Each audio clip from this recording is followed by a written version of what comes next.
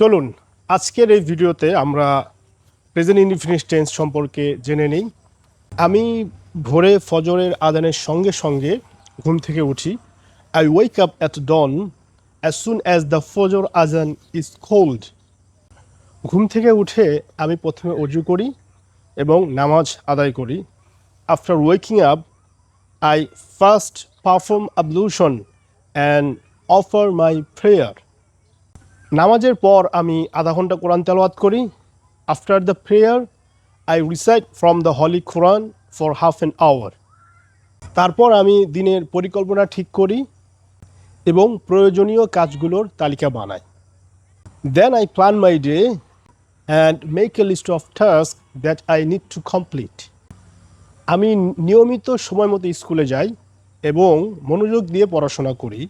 I go to school on time regularly and study attentively in the class. এই বাক্যের English কী হবে আপনারা কমেন্টে জানান।